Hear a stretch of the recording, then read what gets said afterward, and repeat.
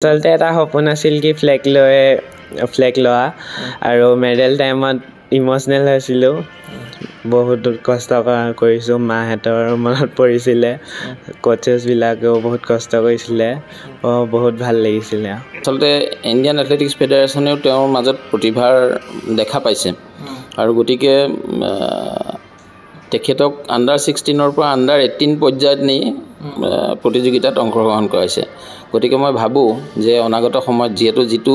বয়সত তেওঁ খেলিব লাগে তাতকৈ ওপৰ বয়সত খেলাই পেলাই তেওঁ মেডেল লৈ আহিছে। হাতীলুঙত মই এখন খেলপথাৰ আছে, তাত আমাৰ আচলতে খেলপথাৰত খেল হৈছিলে মাঘৰ বিহুত। তাত মই অংশগ্ৰহণ কৰিছিলোঁ 100 মিটাৰ 200 মিটাৰ। তেতিয়া তাত মই অলপ ভাল দেখিলে, দীপাংকৰ তামুলী ছাৰ বুলি কয়, তেওঁ ভাল দেখিলে, তেওঁ মোক আনিলে। তাৰপিছত আলোক গগৈ ছাৰৰ ওচৰত গ'লোঁ। তাত খুবেই ভাল লাগিছে। জুবিন যেতিয়া 2023 চনত আহিছিলে তেতিয়াৰ পৰাই তাক চাইছিলোঁ, কৰাইছিলোঁ ভালকৈ, আৰু সদায় মানে তাৰ পাৰফৰ্মেঞ্চটো খেলত সদায় মানে হাই কৰিছিলে। সি কেতিয়াও মানে ডিক্ৰিজ কৰা নাছিলে হাইটটো। তো সেইটোৰ পৰা মানে সদায় আশাবাদী আছিলোঁ। আজিদিনাখন খেল চাইছিলোঁ, খুবেই টেনশ্যনত আছিলোঁ, লাইভ চাই আছিলোঁ। প্ৰথমবাৰৰ কাৰণে আমি জুনিয়ৰ লেভেলত এথলেটিক্সত উত্তৰ পূৰ্বাঞ্চলৰ পৰাই আমি প্ৰথম এইটো মেডেল আন্তঃৰাষ্ট্ৰীয় পৰ্যায়ত পাবলৈ সক্ষম হৈছোঁ। সমগ্ৰ অসমৰ বাবে এইটো এটা গৌৰৱৰ বিষয় আৰু জুবিনৰ আচলতে যিটো প্ৰতিভা আছে, মই আশা কৰোঁ, মোৰ বিশ্বাস যে অনাগত সময়ত যিবোৰ আন্তঃৰাষ্ট্ৰীয় প্ৰতিযোগিতা হ'ব তাত জুবিন আৰু আগবাঢ়ি যাব পাৰিব। গীতাৰ্থ ছাৰক ধন্যবাদ জনাইছোঁ আৰু আছাম এথলেটিক এছ'চিয়েশ্যনক ধন্যবাদ জনাইছোঁ মোক ইমান মৰম দিয়াৰ বাবে। এনেকৈয়ে যে মৰম দি থাকক, মই আগলৈ আৰু ডাঙৰ ডাঙৰ খেলত যেন মেডেল পাবলৈ সক্ষম হওঁ। নমস্কাৰ, গগৈ স্পৰ্টছ শ্ৰেণীৰ প্ৰতিযোগী দৰ্শকক স্বাগতম জনাই আৰম্ভ কৰিছোঁ আজিৰ বিশেষ অনুষ্ঠান। আজি মোৰ লগত উপস্থিত আছে সুদূৰ বাহৰেইনত অনুষ্ঠিত 3য় সংখ্যক ইউথ এছিয়ান গেমছত পদকজয়ী অসমৰ এথলেটিক্স খেলুৱৈ জুবিন গোহাঁই, লগতে উপস্থিত আছে SLCৰ মেম্বাৰ ছেক্ৰেটাৰী, লগতে অসম এথলেটিক্স সন্থাৰ সন্মানীয় সম্পাদক গীতাৰ্থ গোস্বামী ডাঙৰীয়া, লগতে উপস্থিত আছে NIS কোচ মণিকাঞ্চন নাথ ডাঙৰীয়ানী। আমি সকলোকে এই অনুষ্ঠানৰ মাজত স্বাগতম জনাইছোঁ আৰু দৰ্শকসকলক ইতিমধ্যে সকলোৱে গম পাইছে যে বাহৰেইনত অনুষ্ঠিত ইউথ এছিয়ান গেমছত জুবিন গোহাঁয়ে ব্ৰঞ্জৰ পদক অৰ্জনে ভাৰত তথা অসমলৈ গৌৰৱ কঢ়িয়াই আনিছে। এইগৰাকী হ'ল লখিমপুৰৰ সন্তান। আমি তিনিগৰাকীৰ লগত আমি কথা পাতিব চেষ্টা কৰিম। প্ৰথমতে মই জুবিনৰ ওচৰলৈ আহিছোঁ। প্ৰথমতে তোমাক অভিনন্দন জ্ঞাপন কৰিছোঁ, যিহেতু বাহৰেইনত তুমি ব্ৰঞ্জ দখলেৰে ভাৰত মাতৃক গৌৰৱান্বিত কৰিলা। কি অনুভৱ, কি ক'বা এই মুহূৰ্তত? মোৰ বহুত ভাল লাগিছে, যিহেতু এইটো মোৰ প্ৰথম ইণ্টাৰনেশ্যনেল মেডেল। বহুত কষ্ট কৰিছিলোঁ ইয়াৰ কাৰণে। এইটো প্ৰথম ষ্টেপ, আৰু আগবাঢ়িবলৈ আছে। যিহেতু এখন ইউথ এছিয়ান গেমছ হয়, গতিকে বিভিন্ন দেশৰ খেলুৱৈ আহে, কিমান টাফ আছিলে গোটেই মানে ক্ৰীড়াটো, কি ক'বা? মোৰ গেমত আচলতে 12জন আছিলে। আচলতে বাকী আৰৱ কাণ্ট্ৰিবিলাকতো ইমান ভয় নালাগে, কিন্তু চাইনিজবিলাক অলপ টেকনিকবিলাক ভাল, তেহেঁতলৈ অলপ মানে ভয়টো আছিলে। হয়, আৰু এবাৰ যদি তুমি মেডেলটো যদি দৰ্শকসকলক দেখাই দিয়া, যিটো মেডেল তুমি ইউথ এছিয়ান গেমছত ভাৰত মাতৃক গৌৰৱান্বিত কৰি অসম তথা ভাৰতলৈ কঢ়িয়াই আনিছা, আৰু এই মেডেলটো কঢ়িয়াই অনাৰ ক্ষেত্ৰত কিমানখিনি কষ্টৰ সাধনা কৰিব লগা হৈছে? ইয়াৰ কাৰণে আচলতে বহুত কষ্ট কৰা হৈছিলে। প্ৰথমতে মেমৰ ওচৰতো প্ৰেক্টিচ কৰিছিলোঁ, মেমেও বহুত কষ্ট কৰিছিলে। তাৰপিছত এতিয়া JSWত প্ৰেক্টিচ কৰি আছিলোঁ। কোচসকলেও বহুত কষ্ট কৰিছে, মই সকলো কোচকে থেংক ইউ কৈছোঁ। আমি যিমান দূৰ গম পাওঁ, তোমাৰ যি যাত্ৰা আছে লখিমপুৰৰ হাতীলুঙৰ পৰা আৰম্ভ হৈছিলে। হাতীলুঙৰ পৰা তুমি কিদৰে এইখন ক্ষেত্ৰলৈ আহিলা, আৰু তাৰপাছত তুমি পৰ্যায়ক্ৰমে ক'ত তুমি প্ৰশিক্ষণ গ্ৰহণ কৰিবলৈ আজি বাহৰেইনত তুমি উজলি উঠিবলৈ সক্ষম হ'লা, অলপ যদি চমুকৈ কোৱা। হয়, হাতীলুঙত মই এখন খেলপথাৰ আছে, তাত আমাৰ আচলতে খেলপথাৰত খেল হৈছিলে মাঘৰ বিহুত। তাত মই অংশগ্ৰহণ কৰিছিলোঁ 100 মিটাৰ 200 মিটাৰ। তেতিয়া তাত মই অলপ ভাল দেখিলে, দীপাংকৰ তামুলী ছাৰ বুলি কয়, তেওঁ ভাল দেখিলে, তেওঁ মোক আনিলে। তাৰপিছত আলোক গগৈ ছাৰৰ ওচৰত গ'লোঁ। তাত মই আচলতে প্ৰথম 100 মিটাৰ 200 মিটাৰ প্ৰেক্টিচ কৰিছিলোঁ। আচলতে প্ৰথমত ইমান মনোযোগ দিয়া নাছিলোঁ, কিন্তু গম পালোঁ গেম কি হয়, তাৰপিছত ভাল লাগিলে। তাৰপিছত মই হাই জাম্প প্ৰেক্টিচ কৰিবলৈ ল'লোঁ। তাত মই ষ্টেটত মেডেল পালোঁ, এতিয়া নেশ্যনেলত মেডেল পালোঁ, এতিয়া ইণ্টাৰনেশ্যনেল পাইছোঁ। আৰু আজি SLC তৰফৰ পৰা বা অসম এথলেটিক্স সন্থাৰ তৰফৰ পৰা গুৱাহাটী বিমানবন্দৰত তোমাক উষ্ম আদৰণি জনোৱা হ'ল, বিষয়ববীয়াকৈ তোমাক আদৰি লৈ আহিলে, লগতে ইয়াতো তোমাক সম্বৰ্ধনা জ্ঞাপন কৰিছে। কেনেকুৱা লাগিছে, কি ক'বা? মই গীতাৰ্থ ছাৰক ধন্যবাদ জনাইছোঁ আৰু আছাম এথলেটিক এছ'চিয়েশ্যনক ধন্যবাদ জনাইছোঁ মোক ইমান মৰম দিয়াৰ বাবে। এনেকৈয়ে যে মৰম দি থাকক, মই আগলৈ আৰু ডাঙৰ ডাঙৰ খেলত যেন মেডেল পাবলৈ সক্ষম হওঁ। যিমান দূৰ গম পাইছোঁ, তোমাৰ এখন প্ৰথমখন আন্তঃৰাষ্ট্ৰীয় খেল খেল আছিলে গতিকে তোমাৰ কিমান কনফিডেন্স আছিল যে প্ৰথমখন খেলত গৈ তুমি এটা পদক লৈ আহিব পাৰিবা অসম বা ভাৰতলৈ ইয়াৰ আগত মই নেশ্যনেল খেলিছিলোঁ তাত মই 2.01 মাৰিছিলোঁ তেতিয়া মোৰ মানে কনফিডেন্সটো আৰু বাঢ়িলে কি তাত গৈ মেডেল পাব পাৰিম আৰু পামেই তাৰপিছত তাতো চবকে দেখি জাম কৰি মানে কনফিডেন্সটো আৰু বাঢ়ি গ'ল আৰু তোমাৰ ওচৰলৈ মই আকৌ আহিম এই মুহূৰ্তত মই যাব বিচাৰিছোঁ অসম এথলেটিক্স সন্থাৰ সন্মানীয় সম্পাদক গীতাৰ্থ গোস্বামী ডাঙৰীয়ালৈ প্ৰথমতে আপোনাক অভিনন্দন জ্ঞাপন কৰিছোঁ যিহেতু এগৰাকী আপোনালোকৰ সন্থাৰ অধীনৰ এগৰাকী খেলুৱৈ সুদূৰ বাহিৰত গৈ উজলি উঠিবলৈ সক্ষম হ'ল গতিকে ইউথ এছিয়ান গেমছত দৰে এখন গুৰুত্বপূৰ্ণ টুৰ্ণামেণ্টত অসম সন্তানে উজলি উঠিবলৈ সক্ষম হ'ল এয়া তেখেতৰ প্ৰথমখন আন্তঃৰাষ্ট্ৰীয় খেল আছিলে গতিকে এগৰাকী বিষয়ববীয়া হিচাপে কি অনুভৱ আপোনাৰ আচলতে এইটো আমাৰ বাবে খুব গৌৰৱৰ বিষয় যে প্ৰথমবাৰৰ কাৰণে আমি জুনিয়ৰ লেভেলত এথলেটিক্সত উত্তৰ পূৰ্বাঞ্চলৰ পৰাই আমি প্ৰথম এইটো মেডেল আন্তঃৰাষ্ট্ৰীয় পৰ্যায়ত পাবলৈ সক্ষম হৈছোঁ সমগ্ৰ অসমৰ বাবে এইটো এটা গৌৰৱৰ বিষয় আৰু জুবিনৰ আচলতে যিটো প্ৰতিভা আছে মই আশা কৰোঁ মোৰ বিশ্বাস যে অনাগত সময়ত যিবোৰ আন্তঃৰাষ্ট্ৰীয় প্ৰতিযোগিতা হ'ব তাত জুবিন আৰু আগবাঢ়ি যাব পাৰিব কাৰণ জুবিনক মই যেতিয়া প্ৰথম লখিমপুৰ আন্তঃজিলা এথলেটিক্স প্ৰতিযোগিতাত দেখা পাইছিলোঁ মই খুব এটা ভাল প্ৰতিভাৰে তেওঁ আগবাঢ়ি যোৱা দেখিছিলোঁ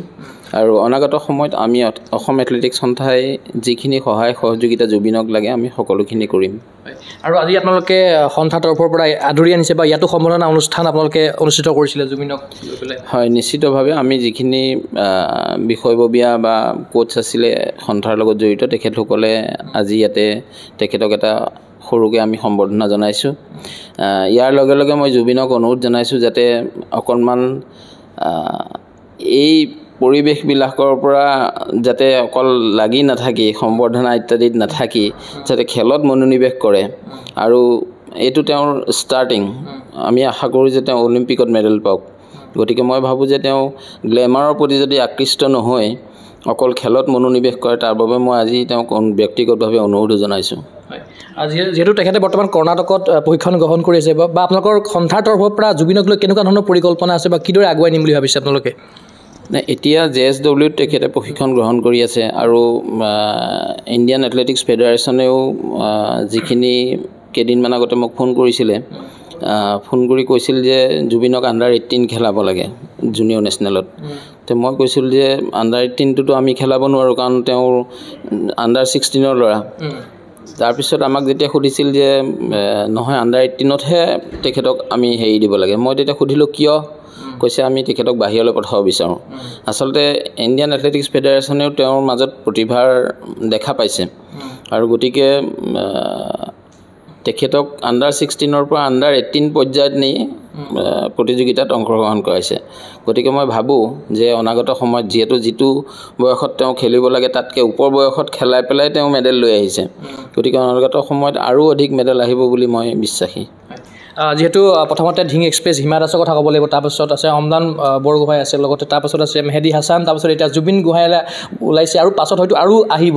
গতিকে জুবিন গোহাঁইৰ ওপৰত কিমানখিনি আপোনাৰ বিশ্বাস আছিলে কিমানখিনি কনফিডেঞ্চ আছিলে আৰু যেতিয়া খবৰটো শুনা পাইছিলে সুদূৰ বাহৰেইনৰ পৰা হয়তো আপুনি তাতে যোৱা নাছিলে তথাপিও যেতিয়া ইয়াতে শুনা পাইছিলে কেনেকুৱা লাগিছিলে আপোনাৰ খন্তেক সময় পূৰ্বেও মই মোৰ এথলেটিক্স সন্থাৰ লগত জড়িত যিখিনি বিষয়ববীয়া আছে মই কৈছিলোঁ যে কিবা এটা ইনে ফূৰ্তি লাগি আছে মানে ইনে আনন্দ লাগি আছে আজি কেইদিনমানৰ পৰা যে জুবিন বুলিয়ে নহয় যে কিবা অসমৰ পৰা এটি প্ৰতিভা গৈ আন্তঃৰাষ্ট্ৰীয় পৰ্যায়ত জুনিয়ৰ লেভেলত মেডেল পাই আহিছে এইটো আমাৰ কাৰণে এটা বহুত ডাঙৰ বিষয় আৰু মোৰ বিশ্বাস আৰু আমাৰ সকলোৰে বিশ্বাস আশা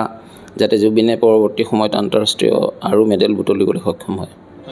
যিহেতু অসম এথলেটিক্স সন্থাৰ সন্মানীয় সভাপতি জয়ন্ত মল্ল ডাঙৰীয়া আছে তেখেতে কি ধৰণে খবৰ খাতি লৈ আছে বা কিদৰে তেখেতসকলে বাৰ্তালাপ কৰিছে এই ক্ষেত্ৰত বা তেখেত ফেডাৰেশ্যনো এগৰাকী বিষয়ববীয়া হয় গতিকে তেখেতে কি কৈছে জুবিনৰ বিষয়ক লৈ পেলাই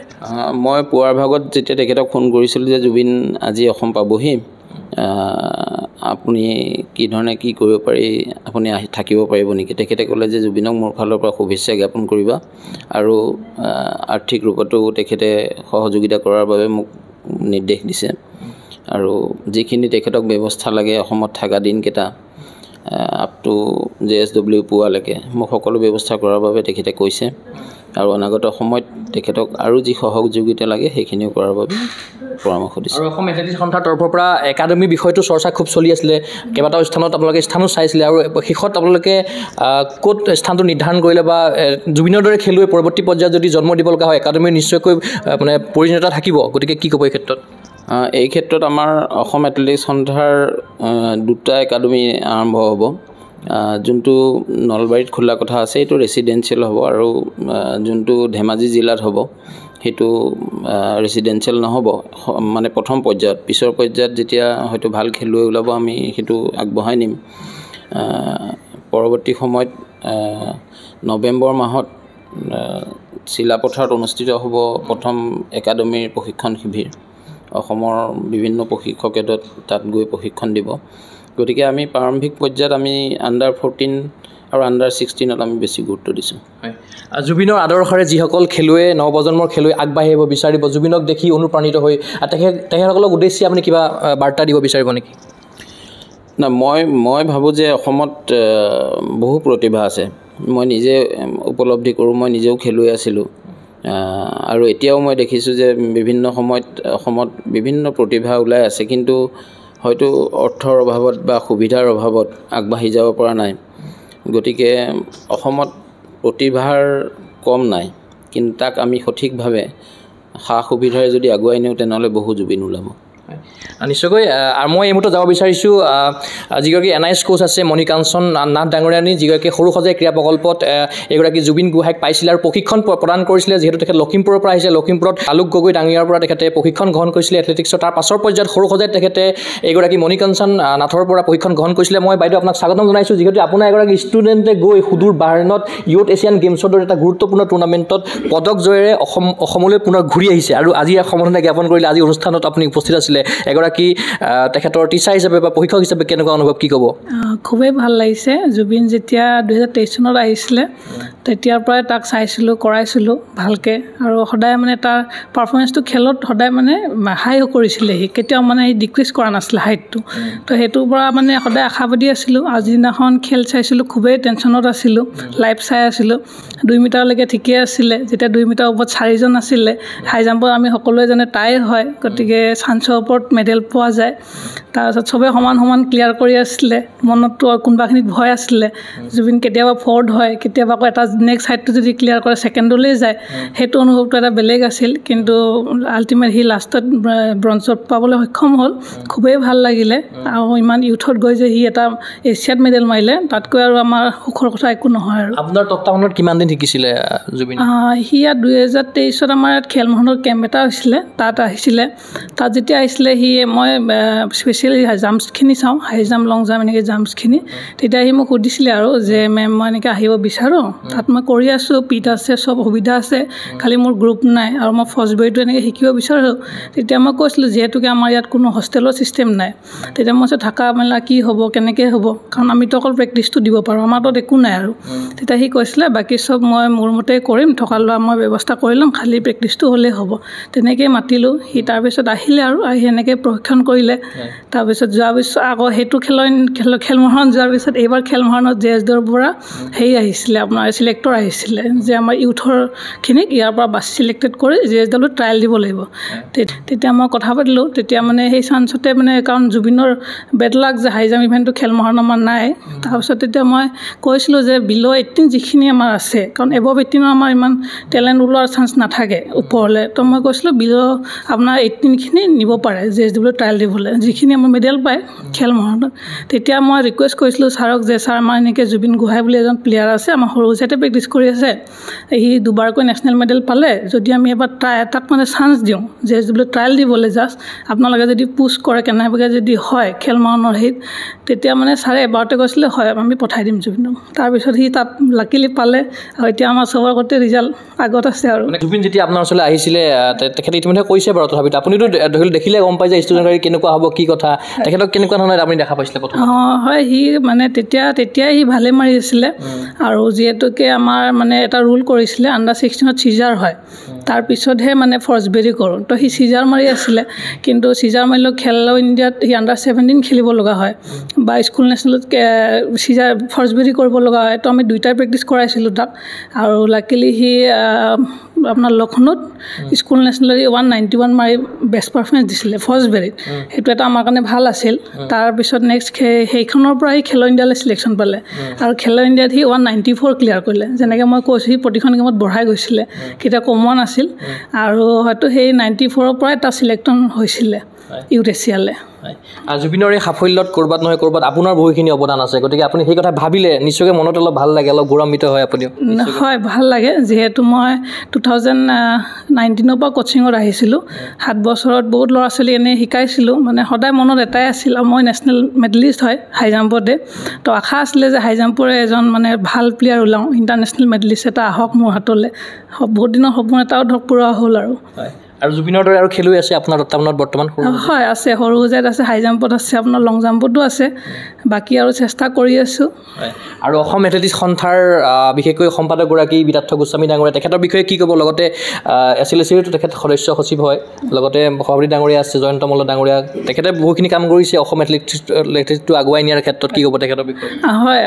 তেওঁ এজন এনেকুৱা ব্যক্তি যি আমাৰ যিকোনো প্ৰব্লেমত আমি তেওঁক ডাইৰেক্ট মানে কথা ক'ব পাৰোঁ ছাৰক মানে সেইটো চবতকৈ আমাৰ কাৰণে ভাল কথা যিকোনো প্ৰব্লেম হৈছিলে জুবিনৰে কেতিয়াবা প্ৰব্লেম হ'ল বা যিকোনো এথলেটৰ আমি কিবা প্ৰব্লেম থাকিলে সদায় কৈছিলোঁ দাদা এনেকুৱা অলপ প্ৰব্লেম হৈছিলে তেওঁ মানে তৎক্ষণাতে সেইটো ৰিপ্লাই কৰিছিলে আমাক সেইটো চবতকৈ আমাৰ ভাল লগা আৰু তেওঁ মানে কোনোদিন আৰু এনেকুৱা দেখিছোঁ মানে যিকোনো ট্ৰায়েল হওক যিকোনো খেলৰ আগত আমাৰ কেম্প হওক তেওঁ মানে নিজক আমি সদায় তেওঁক তাত দেখা পাইছিলোঁ মানে সেইটো এটা আমাৰ কাৰণে উৎসাহ যে ছেক্ৰেটাৰী ছাৰজন আহি আমাৰ লগত কথা পাতিছে মানে প্ৰব্লেমবিলাক সুধিছে তেওঁ ছল্ভ কৰিবলৈ সদায় বিচাৰি থাকে সেইবোৰ কাৰণে আমি তেওঁক বহুত ধন্যবাদ দিছোঁ জুবিনক কি হিচাপে চাব বিচাৰে আপোনাৰ এগৰাকী ছাত্ৰ হিচাপে ভৱিষ্যতে হয় এইটোতো তাৰ এতিয়া ফাৰ্ষ্ট মেডেল হয় ইউথত আৰু সি এতিয়া 15 বছৰতে এইটো মেডেল পালে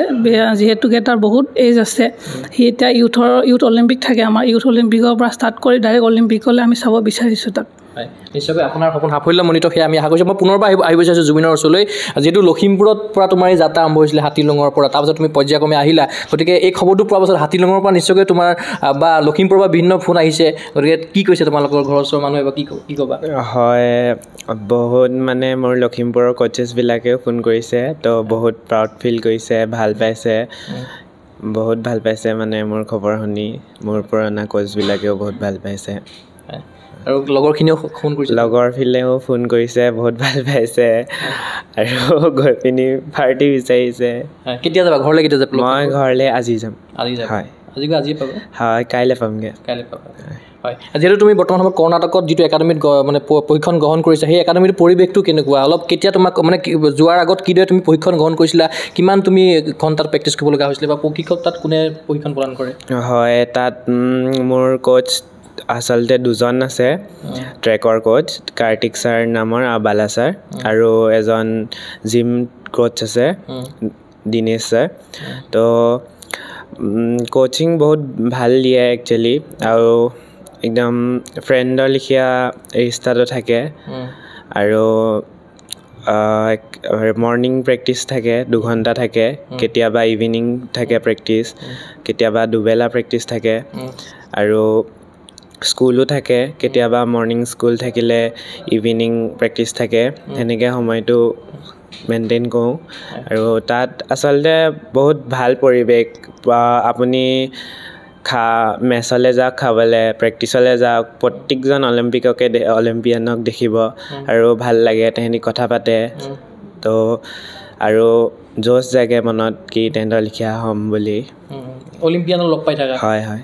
কাক লগ পাইছা তুমি তাতে এথলেটিক্স মই তাত আপোনাৰ প্ৰবীণ চিত্ৰপালক লগ পাইছোঁ এজন ট্ৰিপল জাম্পাৰ অলিম্পিয়ান আৰু আব্দুল আবাবাকাৰ যোনজন ট্ৰিপল জাম্পাৰ আৰু বহুতজন আছে এনেকৈ ভাল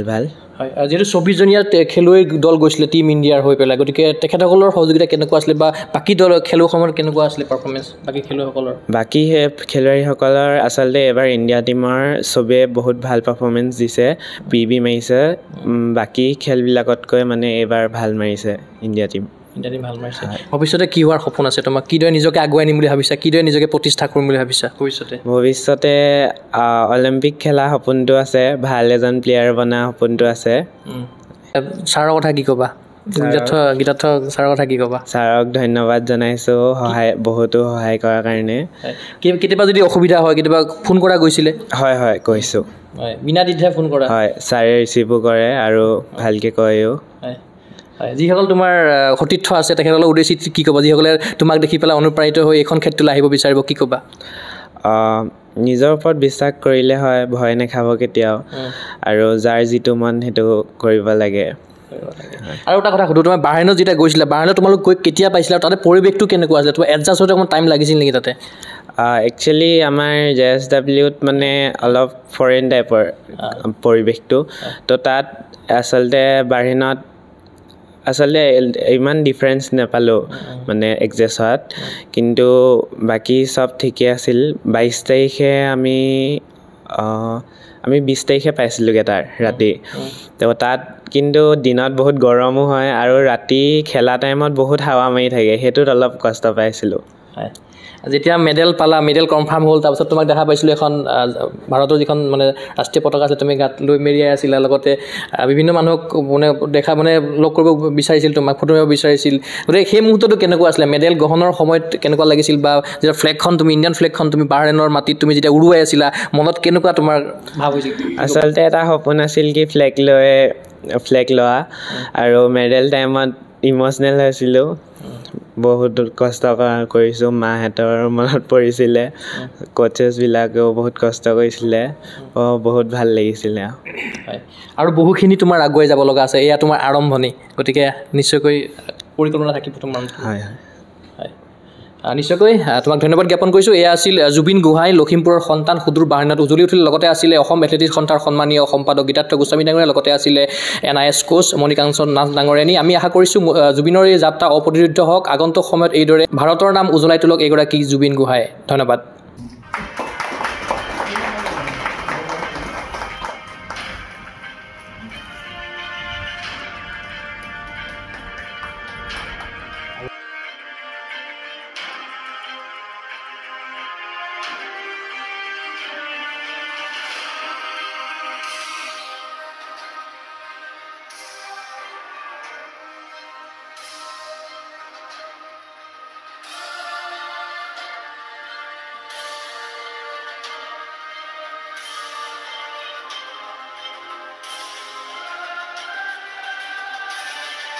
ফিজিকেল এডুকেশ্যন বিষয়ত ডিগ্ৰী পাঠ্যক্ৰমৰ কাৰণে অসম তথা উত্তৰ পূৰ্বাঞ্চলৰ প্ৰথমখন শিক্ষানুষ্ঠান অভিৰুচি ইনষ্টিটিউট অৱ ফিজিকেল এডুকেশ্যন 2 বছৰীয়া ফিজিকেল এডুকেশ্যনৰ BPEd পাঠ্যক্ৰম আৰু 4 বছৰীয়া BPES পাঠ্যক্ৰমৰ বাবে নামভৰ্তি চলি আছে বিতংকৈ জানিবৰ বাবে আজি যোগাযোগ কৰক যোগাযোগৰ নম্বৰসমূহ হৈছে 9435100098 700222 33540 88765210998 website www.aipguwahati.in